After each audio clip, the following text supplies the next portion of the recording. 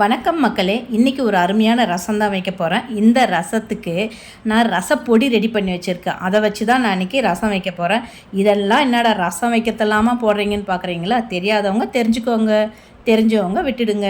இந்த ரசம் வைக்கிறதுக்கு நான் புளியை கரைச்சி எடுக்க மாட்டேன். புளியை அப்படியே வச்சு அதில் 2 டீஸ்பூன் ரசப்பொடி, உப்பு, மஞ்சத்தூள், சர்க்கரை டேஸ்ட்டுக்கு போடுவேன். உங்களுக்கு தேவைப்பட்டால் போட்டுக்கோங்க, இல்லைனா வேண்டாம். தண்ணி ஊற்றி அதை ரெடி பண்ணி வச்சுட்டு கடாய் வச்சு அதில் கடுகு, காஞ்ச மிளகாய், பெருங்காயத்தூள் இதையெல்லாம் சேர்த்து கொஞ்சம் நல்லா வறுத்ததுமே நம்ம ரெடி பண்ணி வச்சுருக்கிற அந்த ரசத்தை அதுவும் கூட சேர்த்துடுங்க.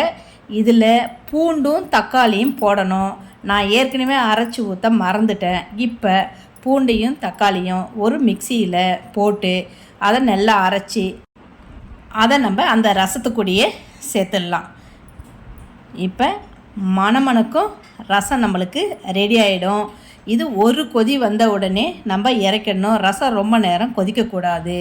இப்போ ரசம் ரெடி ஆகிடுச்சு. இதை நம்ம ஒரு பவுலில் மாற்றி வச்சுக்கிட்டு அதில் அப்படியே கருவேப்பிலை, கொத்தமல்லி தூவிட்டோம்னா கமகமக்கும் ரசம் ரெடி ஆகிடுச்சு. ரசப்பொடி எப்படி செய்யறதுன்னு நான் வேறு ஒரு வீடியோவில் போட்டுடுறேன். மறக்காமல் நம்ம சேனலை சப்ஸ்கிரைப் பண்ணிக்கோங்க, சமையல் பண்ணுங்கள். ரொம்ப ரொம்ப சந்தோஷமாக இருங்க. நன்றி, வணக்கம், வாழ்க வளமுடன்.